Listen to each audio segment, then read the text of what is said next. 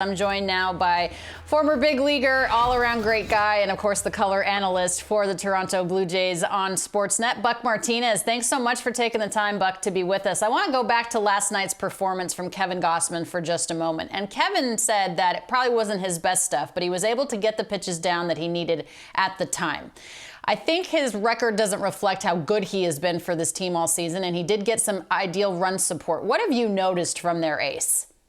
Well, I think the biggest thing was that Kevin's been consistent all year long. And last night against the Nationals, Kevin leads the league in strikeouts, but they were tough. They put a lot of balls in play, made him throw 26 pitches in the first inning. And what they did was they did a pretty good job of laying off those splitters. He ended up with 202 strikeouts for the season. But overall, as you mentioned, after the game, he said that was a tough outing. He wasn't quite as sharp as we have seen him, especially with two strikes. He really didn't have the ability to finish off those at-bats when he got to two strikes. But you got to tip your cap to that young Nationals team. They put up a pretty good fight. They came into that game one of two teams all season long that had fewer than 1,000 strikeouts for the season. So they've done a pretty good job of putting the bat on the ball. Yeah, they've done a nice job. Jose Berrios goes for the Blue Jays tonight. What does he need to do to be effective, Buck?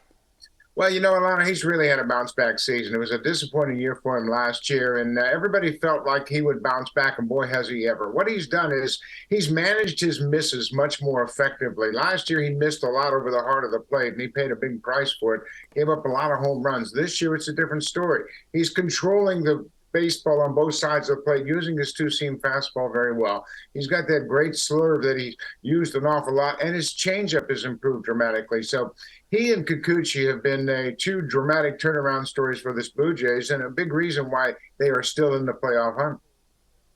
Yeah, Kikuchi, a 2.36 ERA over his last 8 starts. He's been good for you guys as well. Let's go to the offense for just a moment, Buck. I know that Matt Chapman is now on the IL with that jammed finger, and Bo Bichette was not in the lineup yesterday either. What more can you tell us about his return?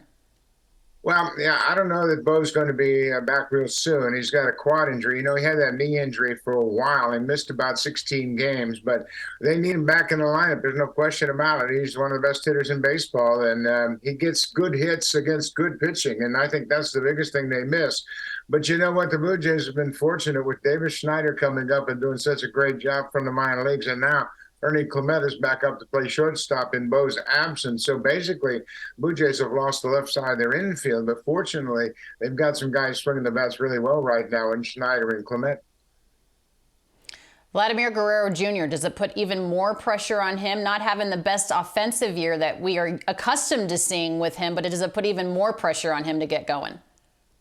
Well, I think the biggest thing is, he set such a high standard for himself in 2021, and everybody wants that season back, and nobody more than Vladdy himself. But, he drove in a couple more runs last night. He's got 78 on the season. It's still a pretty good season for a regular player, but Vladdy's not necessarily a regular player. He's got exceptional skills. I think the biggest thing is he's trying to do a little bit too much, maybe chasing too many borderline pitches, and needs to be a little more disciplined and bring the guys back into the middle of the plate. That's where he does most of his damage. But Alana, he's capable of going off for the last 30 games of the season and really carrying this ball club. And that's what they need. They need Vladdy to be Vladdy once again, and all the other players will complement him. He's a guy that can carry you offensively for a long stretch. And perhaps at third base. I noticed that he was taking grounders over there as well in the absence of Matt Chapman. What is the likelihood that we see Vladdy the third baseman instead of the first baseman, Buck? Well, I think it's just an emergency situation with Chapman on the shelf for a while, and then Matty's been bothered by that sprained finger, and he tried to get it out, but it just wasn't going to work for him. It affected his throwing, it affected his hitting. So, I think they've got Whit Merrifield, they've got Kevin Biggio. David Schneider's going to play over there a lot. He deserves an opportunity to play with what he's done over his 12 games, and I think John Schneider's going to stick with David Schneider, keep him in the lineup, either at second, third, maybe even in left field, but he deserves to play. No question about it. We had Davis on the program a few weeks ago. It was a pleasure to get to know him a little bit as well. All right, you guys are in the middle of a stretch of 15 games in which you're facing opponents that have losing records. No disrespect to the opposition, because we know how plucky the Nationals are. How much, though, Buck, do they need to take advantage of this, stretch the next coming weeks? Well, Alana, if you're going to be a postseason team, you've got to beat these ball clubs. There's no question about it. And, they haven't. They lost 2 of 3 to the Guardians. And, they need to sweep this series against Washington. And the Nationals have played well. They came in last night with a 25-16 record since the All-Star break, actually a better record than the Blue Jays. So you can't take anybody lightly at this stage of the season. And I know the Blue Jays understand that, but you got to produce on the field.